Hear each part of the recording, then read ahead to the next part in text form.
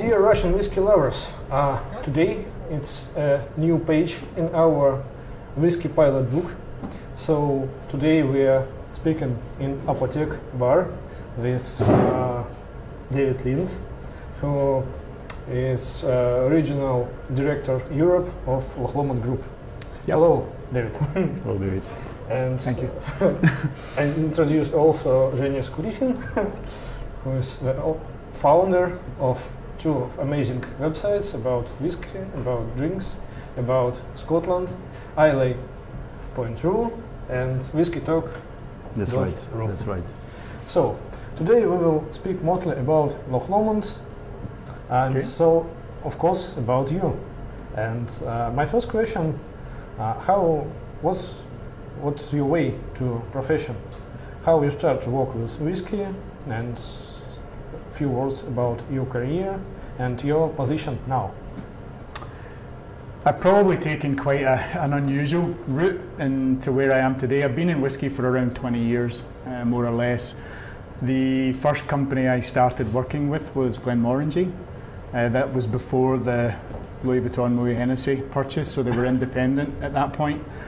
And I started with them as a business analyst, believe it or not. My background was in statistics and mathematics, so I went there to be a business analyst and analysed, stock profiles, the financial numbers and so on. And I really enjoyed that, and that was my first step into the whiskey industry. And there was a guy there at the time called Bill Lumsden, Dr. Bill Lumsden, I think that everybody knows, and he was an amazing guy and obviously pioneered finishing and so on at Glenmorangie. And his passion for the industry and for whiskey generally was infectious, and he really got me interested in whiskey. So I stayed there for a while, and then I started moving into marketing, and I got a job opportunity in Singapore. So I went over to Singapore, and that was my first experience working in Asia. I didn't work for a drinks company, I worked for marketing agencies, and we worked for a number of different drinks brands, spirit brands, beer brands and so on. And I then came back to Scotland and started working with a company called Inverhouse Distillers, also known as International Beverage. And they've got a number of brands. They've got Old Pulteney, Balblair, Anox, Bayburn. They've got a blended whiskey, Hanky Bannister, which I think sells a fair bit in Russia as well. And I worked there for about 11 years, 10 and a half, 11 years, 5 based in Scotland. I worked for a while in Thailand because ultimately they're owned by a Thai company, so I was based in Bangkok for a while. And that was much more on the marketing side. And then I started to get involved more on the sales side and the commercial side. And I was relocated to California, and I worked for International Beverage and ran the importer there for around 2.5 years there. And then after that I came back to Scotland, and that's when I started working for Loch Lomond directly in the commercial side, and assumed the position of Regional Director Europe for Loch Lomond. So that's a snapshot. So I've been in the industry a while, but I've done a host of various roles, everything from brand planning to business analyst to sales to marketing, stock planning. So I've had quite an interesting journey. And the guy who hired me at International Beverage, a guy called Barry Jackson, he used to work for Edrington. He was the number 2 in Edrington, and he really taught me about the business, about the sales side and the marketing side and how the actual whiskey business operated. So I learnt a lot from him. But my passion has always been about whiskey and always about the liquid, not just drinking it, but learning about it as well. And our current master blender at Loch Lomond is a guy called Michael Henry, and he is just a miracle worker. He's amazing, and his depth of knowledge and passion for whiskey making is unlike anything else I've ever seen. So I enjoy working with him and learning from him on a daily basis. I wanted to ask you about your activities and your position, but your answer, the last answer, was so huge. That's why I ask you, can you describe your ordinary work day? You got up at 7 o'clock and... 7 o'clock, it's a bit early. Maybe around 9. So the role is Regional Director Europe, so I look after the European region for Loch Lomond. What does that mean? In order for the products to be available for consumers to drink in a bar, to buy in a shop, you need to have distribution. So you need to have a local distributor who can import your brand and then distribute it. Here in Russia, for example, we have a company called Ladiga. They import the Loch Lomond brand and then they distribute that brand. So my job is to find companies like Ladiga, like importers in other countries, and appoint them to import and distribute our brands. Once that's done, then my job is to work with those distributors to build the brand equity in that market, to build awareness of the brand, to build the distribution of the brand so that people can find it when they go into stores.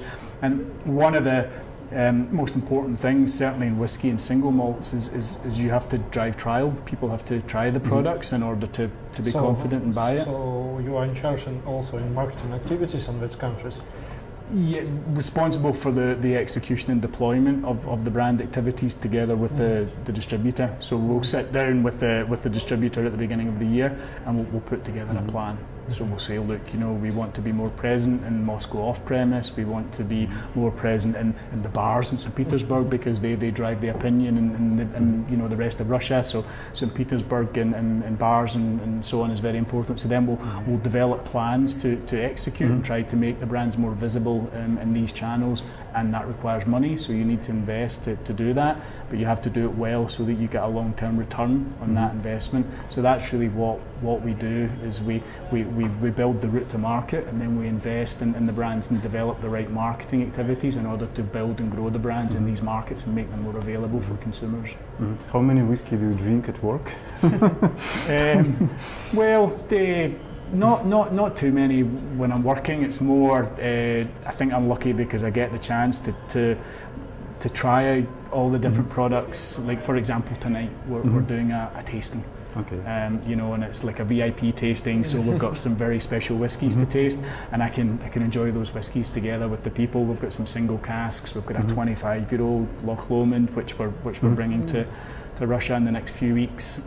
So yeah, I get to try all the special limited whiskies, and that's a real treat. Yeah, it's cool. That's cool. Yeah. If you can try such unique and expensive whiskies in your common life, you drink blended whiskey or single malts or other whiskey from other companies? I enjoy whiskey as a whole. You know, I really like the whole whiskey category, and I'm interested in tequila. I'm interested in rum. You know, my knowledge is probably more in whiskey than other categories, but I appreciate fine spirits. Within whiskey, I lived in America for a while, so I had an interest in bourbon, and I got the chance to visit a lot of distilleries in America and managed to learn and try quite a few bourbons, which is interesting. But my passion is for Scotch, and I drink blended whiskey and single malts, and I think blended whiskey is sometimes undervalued, you know, but it's fantastic.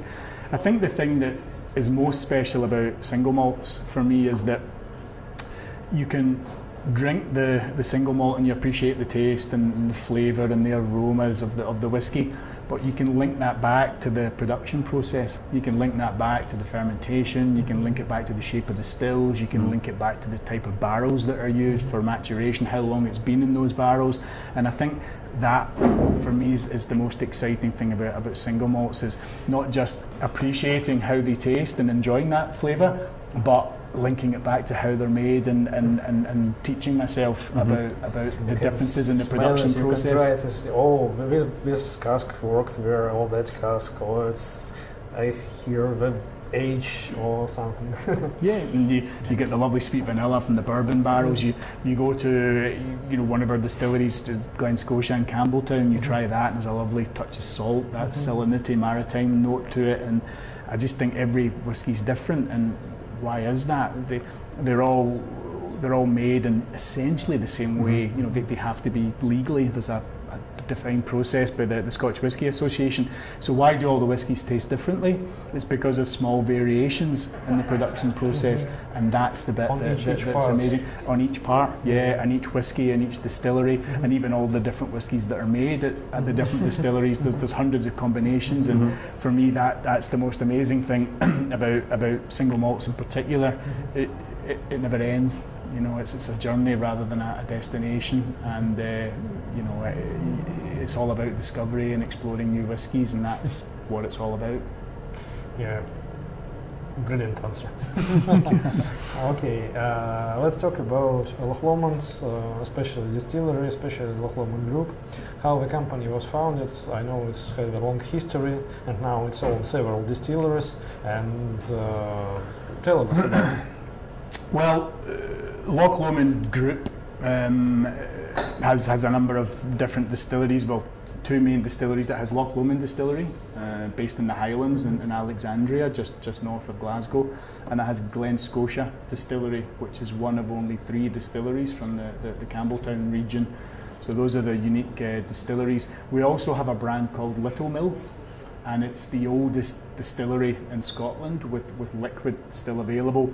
The distillery is a ghost distillery, so it's long gone, and there's a hotel or a car park or something where the distillery used to be, so it's the end of the distillery, but we have some limited stock available, and we release a few hundred bottles every year, and that's the 3 most important single malt brands. Within that, we also have a grain distillery at Loch Lomond, one of only 7 grain distilleries in Scotland. So we make a wide range of blended whiskies. For example, High Commissioner. We make Clansman, we make Glengarry as well. So we make a range of blended whiskies. So that's an overview of the production and the brands. The history of the company, it's been making whiskey for a long time. So Loch Lomond Distillery dates back to 1814, Glen Scotia to 1832, Little Mill to 1772. So the history goes back a long way. But what's happened more recently is, I think, what you see today, you know, and how the brand identifies today, is the company was taken over by Loch Lomond Group in 2014. So that was a real turning point. Previous to that, it was owned by a family, the Bullock family, and they really built the distillery, and they focus very much on blended whiskies and also vodka. There's a vodka brand in the UK called Glen's Vodka. It's the 2nd largest spirit in the UK behind Smirnoff, and it's a huge brand, and they built that up. However, when the company was bought over in 2014, the strategy changed completely, and the focus became much more on the premium brands, on the single malts. It was tendency of a market. It was what, sorry? Tendency of a market. Yeah, I think it was both. I mean, I think the single malts were growing globally. So, you know, single malts is fashionable, and it's growing at double digits globally. So yeah, it made sense strategically to focus on single malts. But also the quality of the whiskey that was made at Loch Lomond, really, it was important to release single malts and showcase single malts in order to demonstrate the quality of the products that were being made there. So the shift was not only towards the premium products and single malts, but it was also a shift towards export. Previously to that point, the focus had been more on blended whiskey and more on the UK market. However, the distillery that was built by the previous owners is fantastic, amazing, and in order to have a blended whiskey, as you guys know, and I'm sure the people listening to this will know, you need grain whiskey, and you need different styles of single malt. And you can do that one of 2 ways. You can buy single malt from different distilleries. So if you have a distillery in Islay, I'll buy some of your single malt. You've got a distillery in Speyside, I'll buy some of your single malt. Mix it together to make a blended whiskey.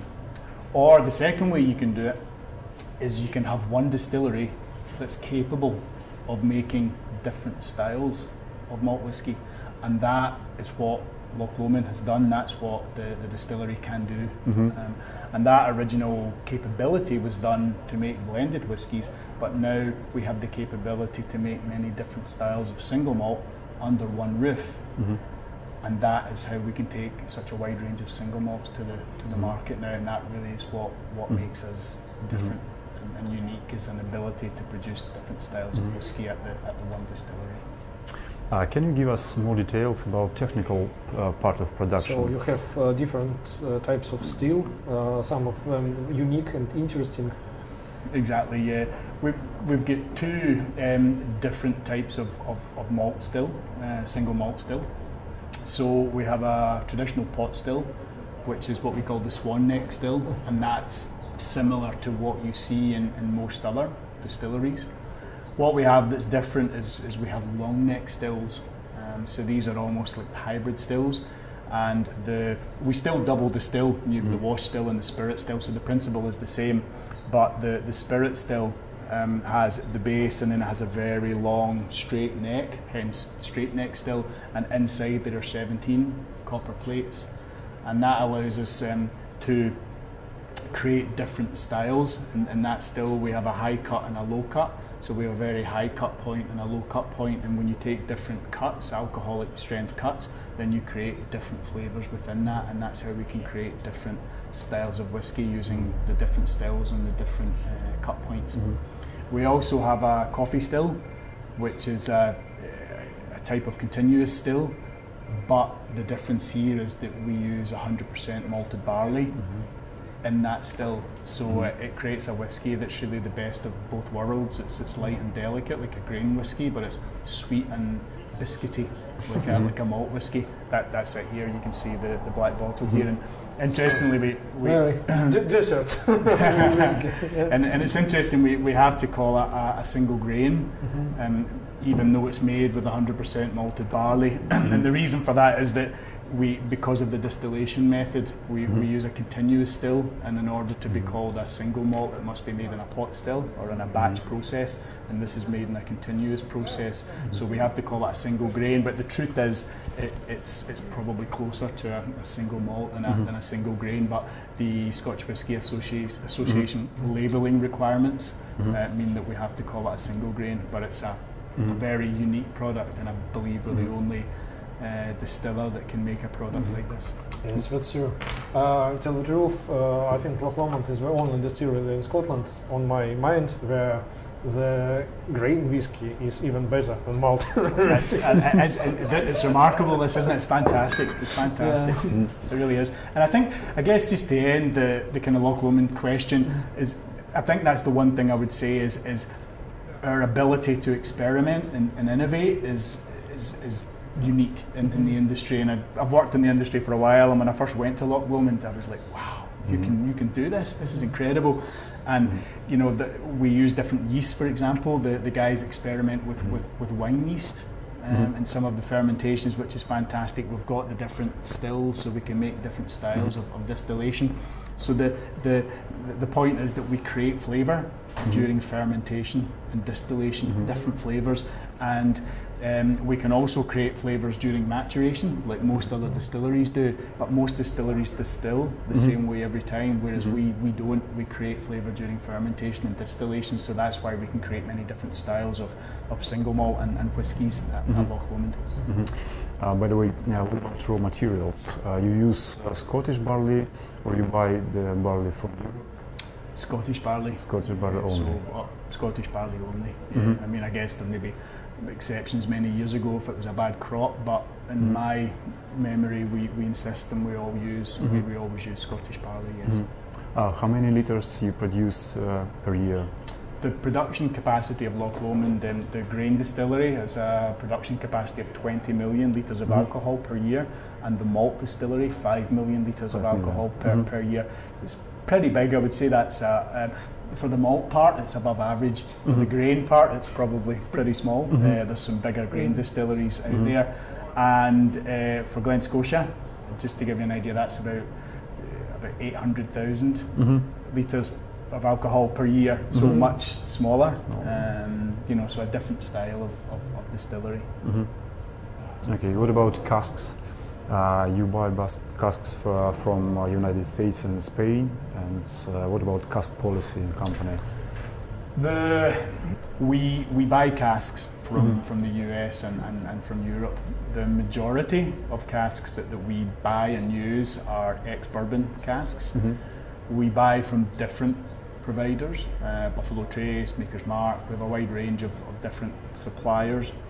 The reason we focus mostly on bourbon at Loch Lomond is that we go to a lot of trouble to create flavour during fermentation and distillation, so we don't want to lose a lot of that flavour or cover it over with very powerful sherry casks and port casks and things. So we tend to focus more on bourbon, which provides a nice balance between the impact of the wood and retaining the different distillery characters that we can create through our fermentation and distillation capability.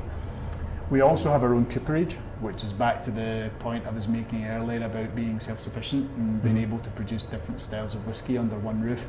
We're one of only 4 distilleries, I believe, with our own cooperage, and that means that we repair and we maintain and repair all our own barrels on site. And you know, wood, the importance of wood can't be stressed too much. I mean, it really does drive a lot of the flavour of the whisky, and if you put whisky in poor quality wood, the whisky will be poor.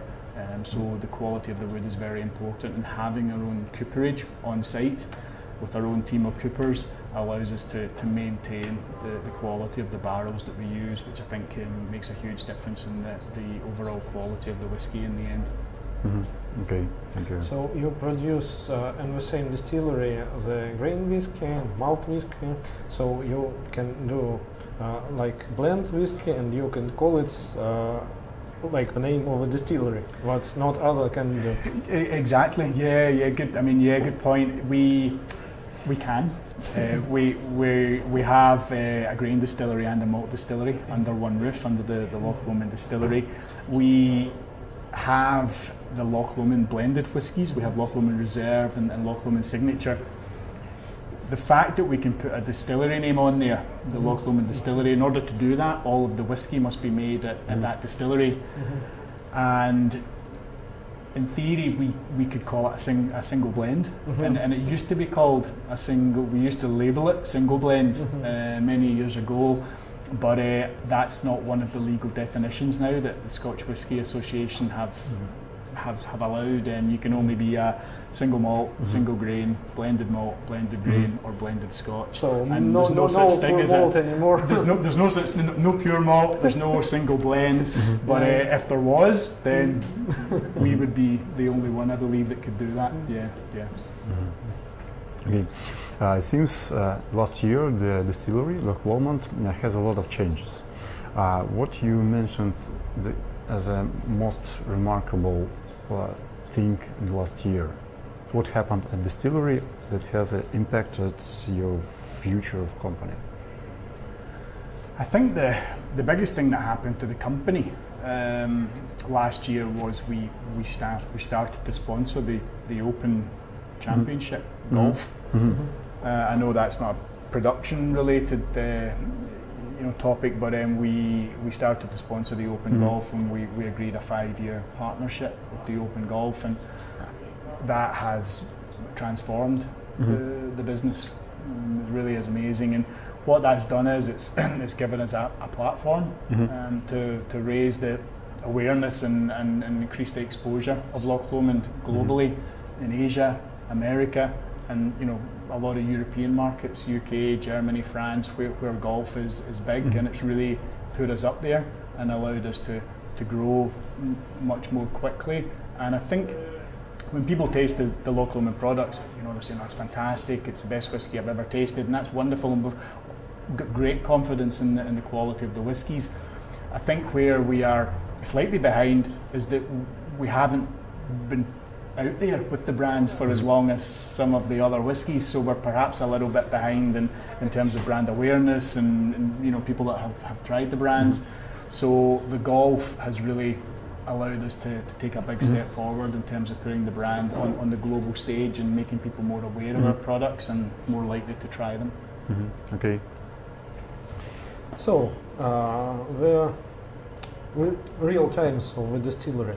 I would ask you a question about the Chinese deal, about Hill House Capital Company who want to buy.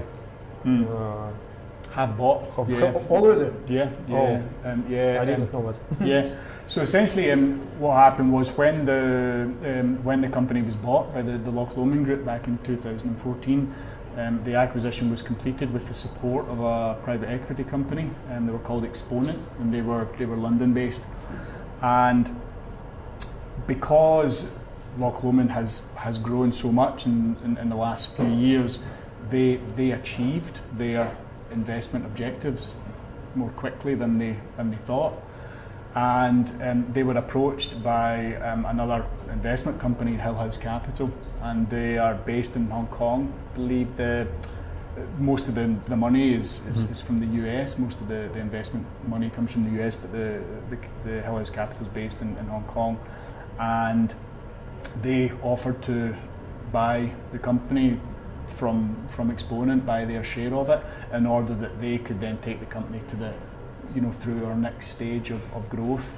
And they are larger, and they are keen to continue to grow the company at the speed we've been growing, and they want to invest behind the brands to do that. So they'll be investing more in the production facilities, investing more to lay down more stock, so whether that's wood or raw materials to make more whiskey, and importantly to invest behind the brands as well, in order that we continue the growth trajectory that we're on. There's no other changes really. All the management team are still in place. That won't change. It's really business as usual. But we've just got new partners now that want to continue to invest and support us in growing the brands really. So the Chinese partner, is it just financial opportunity for company? It's early days, so it's certainly just financial. At the moment, and we are the experts. We understand the business, so they were keen that all the management team stayed, so that that knowledge would be retained within the business. It's not experience and knowledge that they have. They are strong. They have some partners that are strong in China, and it could be moving forward that we are able to get some additional support from them to grow the brands in China. But as I say, it's early days, so that's the area where there's most likely going to be direct support from them. Okay. You tell that you have experience to work in USA with American market, and now you worked with European market, and so now you work also with the Russian market. Can you compare or tell us the difference or some? Yeah, I think similar style things. In some ways, the market's different, right? So because America has a 3-tier system. So you have an importer, then you have a distributor, and then the distributor sells to the retailer. So it was a system put in place after Prohibition. So it makes it presents a unique set of challenges in order to distribute and market your brands in the US. It's and also, if you take that middle tier of the distributors, there's been a lot of consolidation in that tier. So you end up with less distributors, but much bigger, with huge brand portfolios. Their brand books are like this. So to try and get any focus and attention as a smaller single malt, then it's very, very difficult. So I think the US market presents a unique set of challenges in terms of how you get your brands distributed and sold in the market. I think one of the other big differences as well is it's very much a single malt market, the US. So it's very much the higher end single malts, and therefore it's very important to all the large companies to get growth in the US. So it's a very expensive place to do business, and if you are focusing in somewhere like California or New York or Florida or Texas, it can be very, very expensive without any guaranteed results. So the US is a very important market, but it's quite a difficult market to grow and penetrate in. So it's a challenge. I think I wouldn't say the knowledge, generally speaking, I wouldn't say the knowledge is quite as good in the US as Europe. I think the product knowledge and the ability to talk much more about the production process and things in Europe, I think, is stronger, which is good. And I think I would say probably Russia and Eastern Europe, there's still much of a focus on blended Scotch, and single malts are growing fast, particularly here in Russia. But I would say there's still a big focus on blended whiskey, whereas in the US I would say it's much more on single malts and the growth of single malts. Now, by the way, you mentioned before that you work at Asia, and how can you describe the Russian market? We are Asia-style market, or we are Western style? I would say Western style. Western? Yeah, and I base that on knowledge, you know, product knowledge and the depth of knowledge. I mean, we do a lot of master classes here, tutor tastings. You've got Whiskey Live Moscow coming up in September. You've got the Moscow bar show in St. Petersburg, which I find kind of strange, but that's happening as well. So there's a lot of shows, and there's a lot of interest, and there's a huge amount of product knowledge. And I think that is probably what differentiates you know, Russia, and I would say makes it more European style, because there's a huge amount of product knowledge in the market. I think that's growing every day. Is it difficult market, Russian market? Difficult to work here or not? I wouldn't say difficult. I think every market has its challenges, and every market is competitive. Every market is different. And I think Russia is a unique market and slightly different to others, but I wouldn't say difficult. I think it's quite enjoyable. You know, I think it's quite an enjoyable market. You know, the bar scene in St. Petersburg, you know, the quality of serve and the knowledge of the bar staff and the bartenders here, I think is fantastic. Bar capital.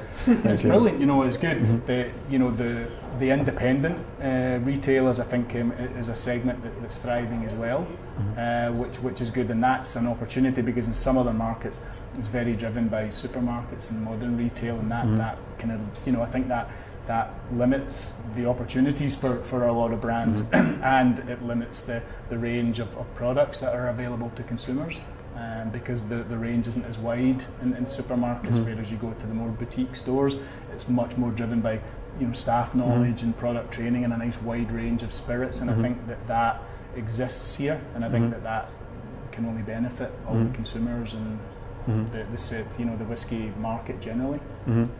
By the way, slippery question about your experience. We know that you work for Inverhouse.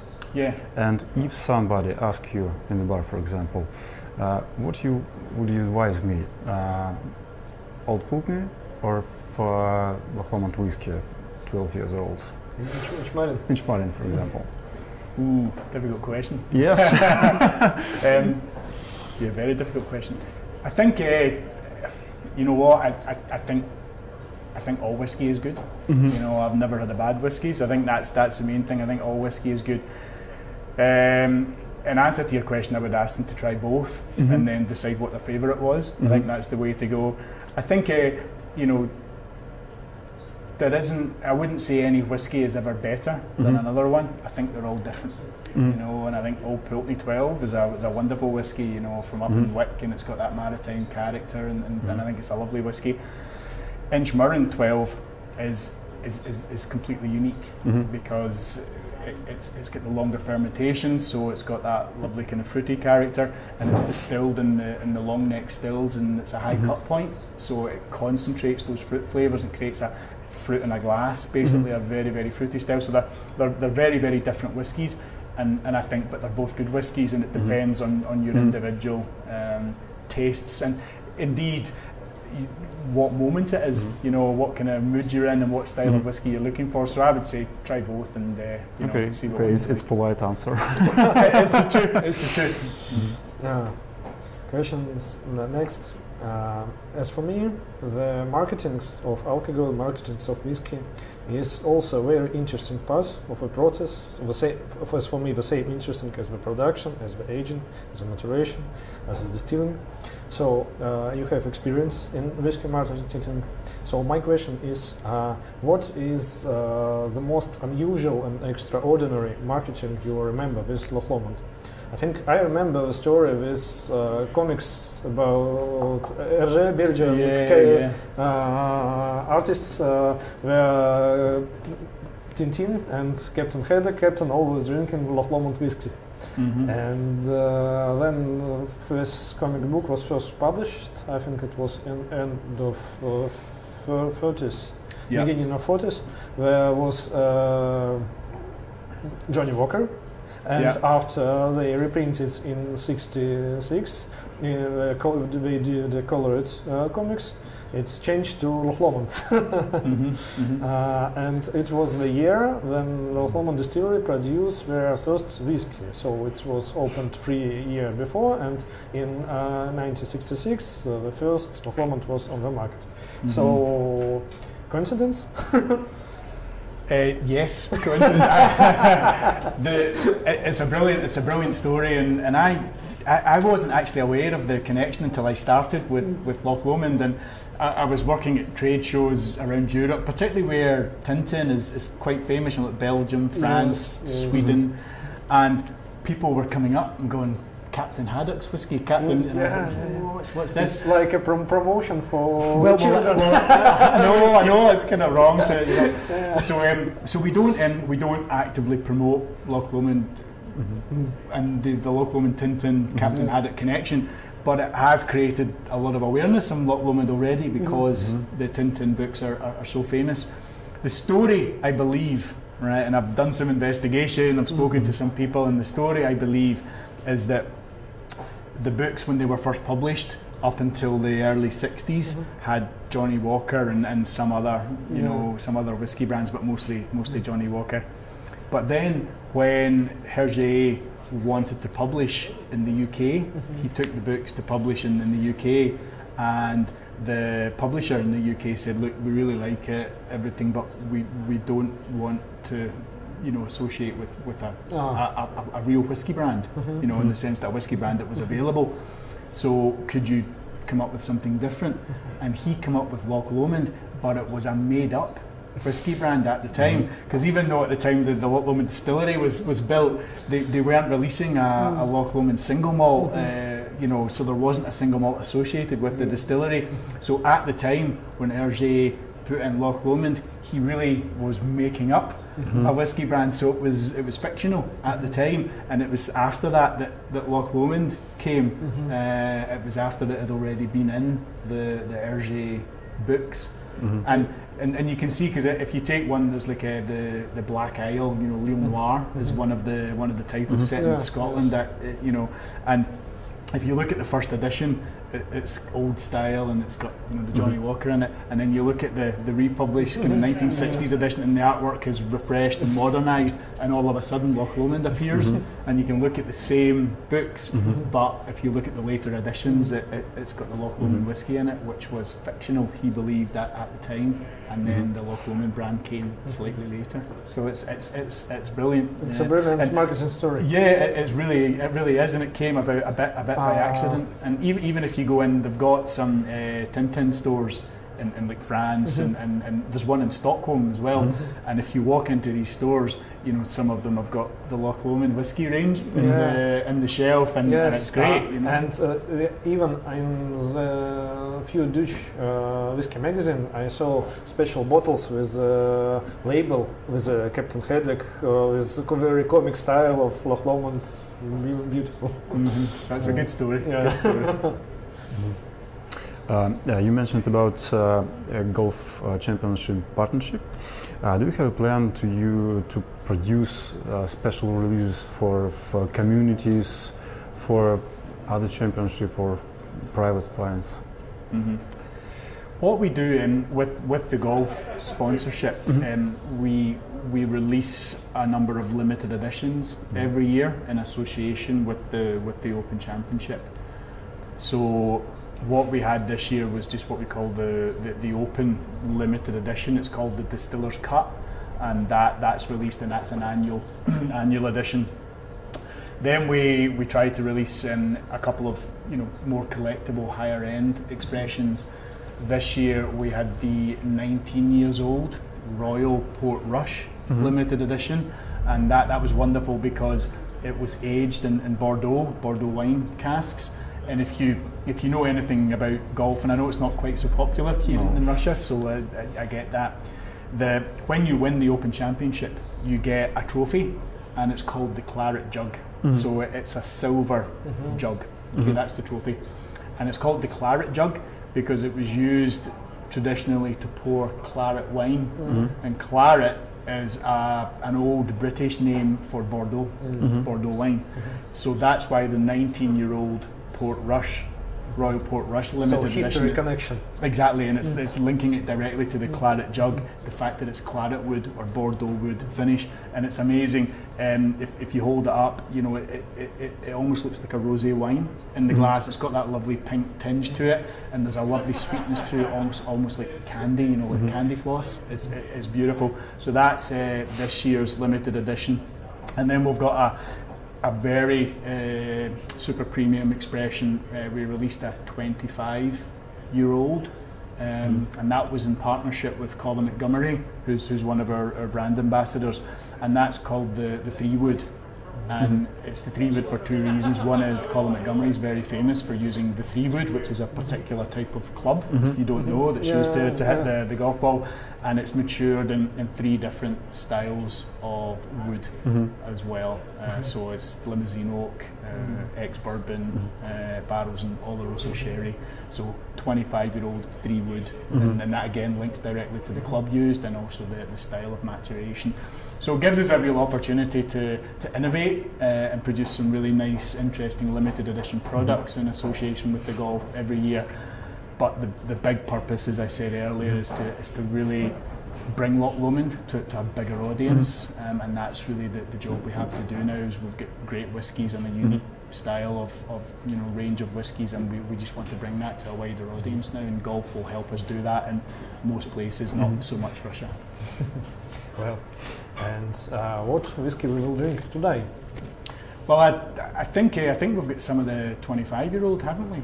Some of the Colin Montgomery 25. We brought a little kind of sample of that, and I think we're going to have a few bottles available in Russia as well. I think they're coming in a few weeks, so we'll be able to have an advanced tasting, and we'll have some bottles available. So I'll definitely be having a dram of that, and anything else you can offer. What would you recommend? Describe, because I think we have really a group of Russian whiskey lovers, Russian whiskey specialists, who will be happy to buy such a bottle. And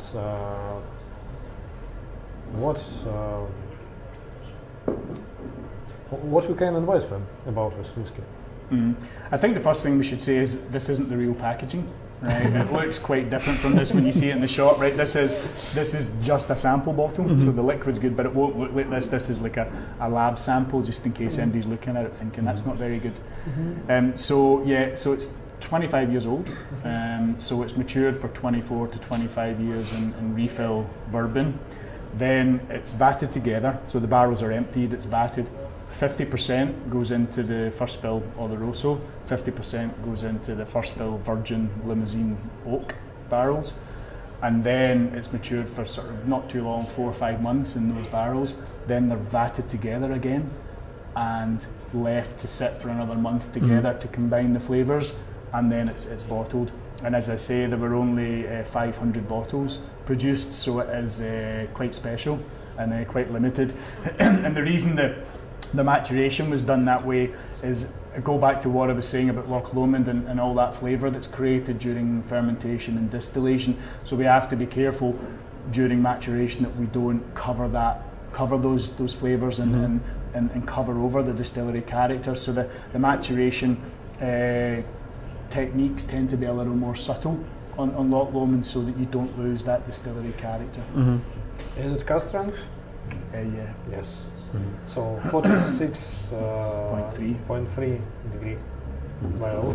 Non-chill filter, natural colour. So 25 years, but we know that is not the oldest whiskey in the profile of Loch Lomond. We know it's about 50 years old whiskey. Yeah, we had a 50-year-old. Can you give us more information about this whiskey? How it's produced, how many bottles already produced and sold? Which country is the main market for this very expensive? What's the average price of a bottle? Yeah, I mean, I think the retail on that was sort of £12,000 a bottle or something like that. So it was very, very premium and very, very limited in nature. We tried to make it available to most of our key markets. So I think there's a huge demand in Asia for the luxury products like this, and we sold some there, but I think it's important to have these products available to other markets too. So we sold, you know, a fair amount in America and also across Europe. And we're quite blessed with, in terms of our age stock profile at Loch Lomond. So we will be introducing some higher age products next year, and I'll tell you more about that in due course. Okay. Can we will do another one interview? Yeah, that's good. Yeah, but I know a bit more. And I would like to ask you about your maybe first whiskey, what you tried in your life, and whiskey, what's most remarkable whiskey, most impression whiskey. What's, I don't want to ask what's your favorite whiskey, but maybe close to this. Yeah, it's a good question. I think I think the honest story is, you know, my first whiskey and sort of whiskey experience. I went on vacation to Islay, you know, when I was like 18. You know, I was like an 18-year-old kid, and I knew nothing about whiskey, but I had an interest in it, and I wanted to find a little bit more. And I turned up at Bunnahabhain, Bunnahabhain Distillery. As I say, that was what, 30 years ago or something, nearly, not quite. And you know, it was a cold, wet, rainy day, and I turned up at the distillery and sort of knocked on the door, and the door opened, and the distillery manager sort of came out and he said yes. And I said, look, I'm just here, I'd like to learn a little bit more about whiskey and have a look around. And you know, he should have said, shut the door, I'm too busy, you know, I don't have time for this, but he didn't. So he took about an hour with a young kid and took him round the distillery, explained the process in detail and answered all my questions patiently, took a lot of time with me. We went and we tasted a couple of whiskies, and he took me through it all, and that's really where my love of whiskey began, because of the time and patience he showed a young guy, and I think we should never lose that. You know, we should never become, you know, too business oriented. It's all about the first experience was very important. Yeah, and well, I've never forgotten that. You know, never forgotten that, and that was, you know, in my head that was the starting point of a kind of, you know, lifelong interest in whiskey, and I'm privileged and honoured and lucky to work in whiskey as well. But if I wasn't working in it, I'd be a consumer sitting here drinking and watching the video. So you know, that's the thing. I think in terms of, I've tasted a lot of really amazing, great whiskies, and I think the one that pops into my head right now is just because we had one earlier at lunchtime today. We went in for lunch, and this guy had this bottle, and we tried some, and it was a Loch Lomond organic, 17 years old, and it's an amazing whiskey. And the funny thing is that Loch Lomond made this batch of organic malt whiskey, you know, 17 years ago. They hadn't done it before, and they've never done it since.